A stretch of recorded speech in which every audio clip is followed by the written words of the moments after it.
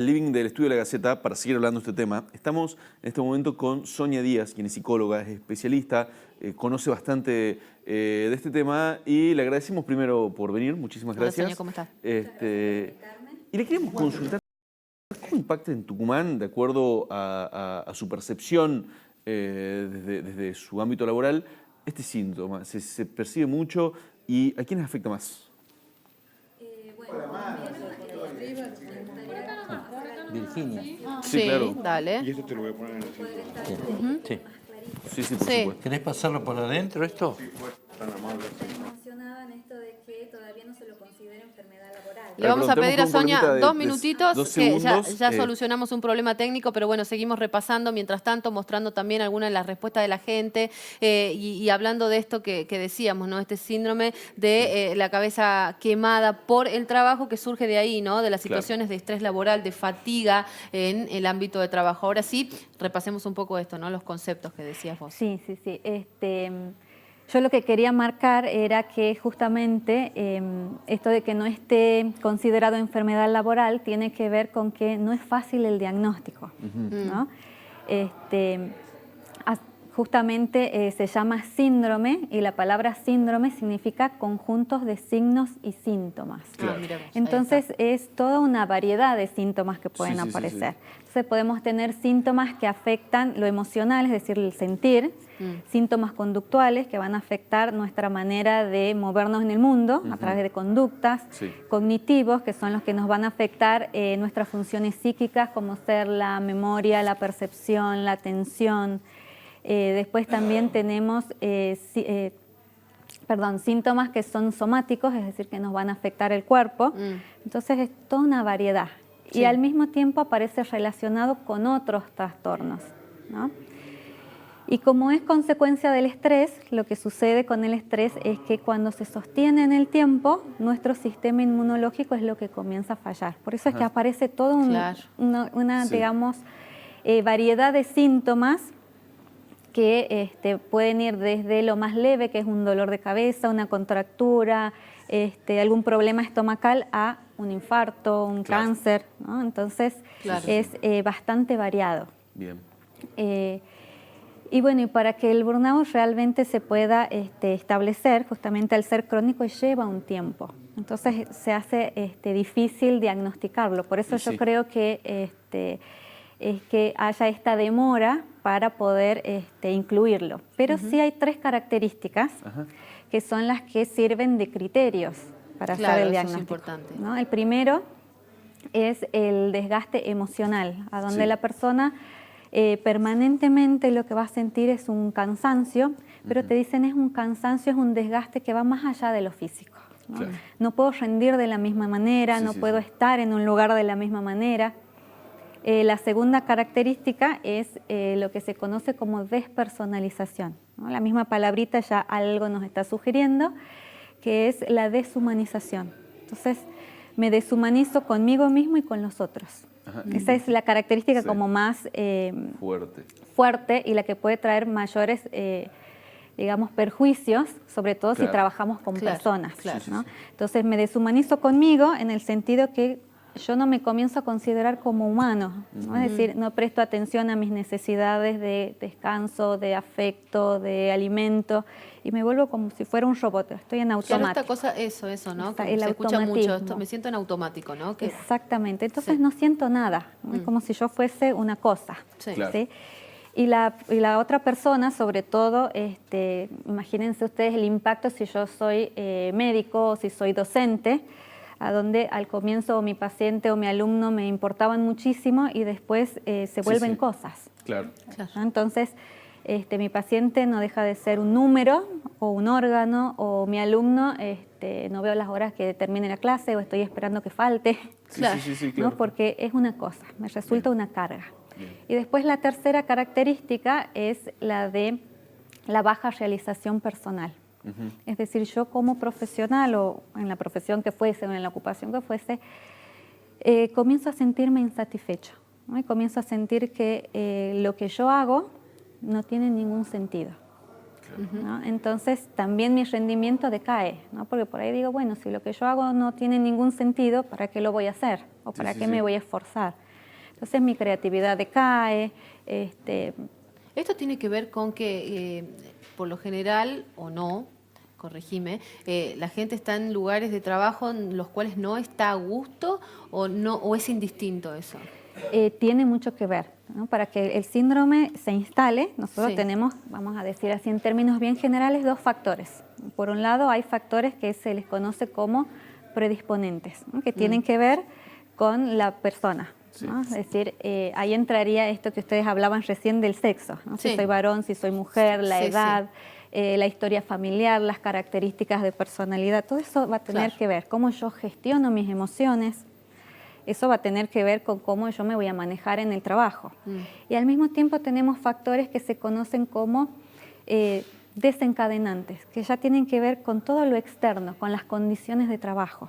Claro. Entonces ahí también está si yo tengo las condiciones mínimas para hacer mi trabajo, si en mi trabajo cómo son las relaciones con mis colegas, cómo es el trato con el jefe, Sí, sí. si hay precarización o no. Yo creo que ese es uno de los grandes central. problemas que tenemos en nuestra provincia, es Eso te quería la consultar. precarización. Cuando a tu consultorio o en tu ámbito de trabajo, ¿cómo son los casos que llegan? ¿Por qué están motivados? ¿Y cómo impacta esto en Tucumán? Bueno, en general los casos que a mí más me han llegado han sido más del ámbito de la educación. Ajá. Yo he trabajado mucho tiempo en ese ámbito, de hecho, Con docentes. con docentes. De hecho, en el 2013 yo di un programa de prevención, donde trabajamos con los docentes. Y ahí el mayor, digamos, la mayor dificultad era, en el caso de los docentes, que cuando los preparan, como docente los preparan académicamente, Sí. obviamente, para poder desempeñarse en su materia, pero hay muchas otras situaciones a las que debe atender que excede lo que puede el docente atender. Casos de violencias, casos de adicciones. Sí. A veces ellos mismos dicen, no solamente soy docente, sino tengo que ser enfermero, psicólogo, Claro, médico, sí, sí, sí, sí, sí. trabajador social. Entonces se va generando toda una sobrecarga también de funciones, Claro. ¿no? Y de cosas para lo que yo no estoy preparado. Por ejemplo, en el caso de los trabajadores de la salud, ¿no? Por ahí si yo estoy en un hospital y tengo que atender muchos pacientes en muy poco tiempo, y eso también me da muy poco margen a que yo establezca una relación Claro. con el otro. Claro. ¿no? Claro. Sí, Y sí, son tantas las demandas y tantas las cosas que yo tengo que hacer, que también mi capacidad de, vamos a decir, la capacidad de mi cuerpo y de mi mente para poder recuperarme son muy cortas. Entonces ahí es a donde hablamos del estrés crónico, ¿no? Que se va Claro. sosteniendo. Mi Claro. cuerpo Claro. está preparado para que digamos, después de una situación de estrés, el estrés a mí me prepara para la acción. Sí, Entonces, sí, está bueno que haya cierta cantidad de estrés.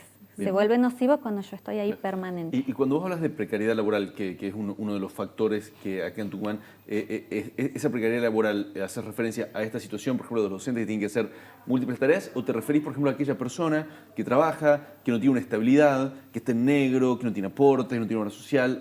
¿A esa precariedad te referís? ¿Eso también es un desencadenante? Eso también es un desencadenante. Ahora, como yo decía, tiene que combinarse también con los factores Personales. Claro, personales. los tres que mencionabas al principio. Nada más que, bueno, hay veces que las condiciones superan Sí. ¿sí?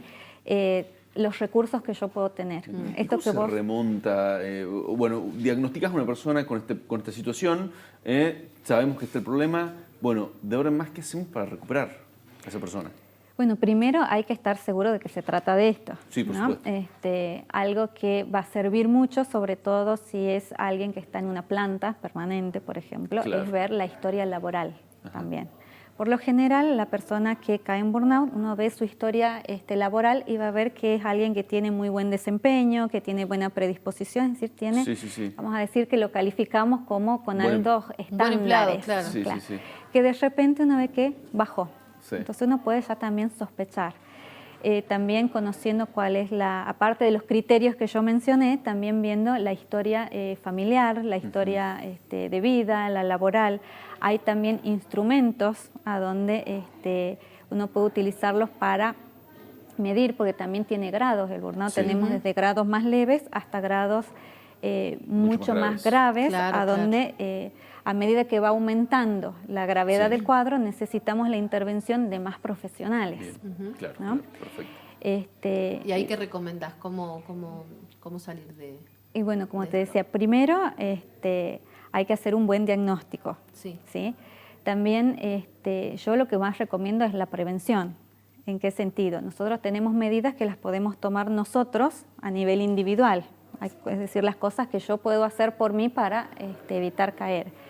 Después hay también prevención que se puede hacer a nivel ya más vincular, que tiene que ver con las personas con las que yo estoy. Sí. Y después también otros que yo le voy a llamar transpersonal, creo que en realidad sería ya las prevenciones o las medidas que se pueden tomar a nivel institucional, a nivel Claro, social, claro, a bueno. nivel cultural. Lo que nosotros estamos haciendo hoy sería Sí. una forma de prevención porque Sí, estamos sí. informando, sería Está bueno. dentro de lo que se llama psicoeducación. Claro. Yo quiero Contar de qué se una trata. última pregunta y a propósito de uno de los Sí. mensajes que veíamos ahí, ¿qué pasa con las mujeres que son madres, que quizá no está reconocido como un ámbito laboral, pero que suelen tener esta sensación de fatiga y te pasa a recibir en tu consulta esto y qué recomendarías en ese caso? También. O de mamás que trabajan y también tienen que ocuparse de la casa, ¿no? Bueno, hay muchas cosas que se pueden hacer a nivel preventivo. Ya cuando se ha Sí. instalado ya necesito un tratamiento, digamos Sí. ya, si se ha instalado con un trastorno orgánico, con un médico, con un psicólogo, ¿no? Y se Claro, va. claro. Yo he tenido, por ejemplo, pacientes a quienes me los han mandado odontólogos, ¿no? Porque estaban con bruxismo, Claro. por Claro. ejemplo. Claro, de cómo se Otros conecta cardiólogos, otros, entonces van teniendo. Y bueno, con respecto al burnout, el burnout, digamos, si bien surge en el ámbito laboral, no significa que no va a haber estrés en otros ámbitos. Como hay estrés que son del cuidador, que se le llama también burnout. Por ejemplo, una Claro. persona que tiene un enfermo durante muchos años y tiene que estar con su dedicación permanente, esto Sí. que hablaban ustedes cuando lo pongo en el centro de mi vida, Sí. ¿no? Entonces, esto también hace que surjan el agotamiento y también la frustración, porque no me estoy realizando en Claro, otras Está áreas. bueno. Exacto. Con las mamás también pasa lo mismo. Es esperable que cuando un niño es pequeño, la mamá esté presente. Sí. Ahora, lo que también es esperable es que a medida que el niño vaya creciendo, la mamá le vaya dando su espacio. Sí.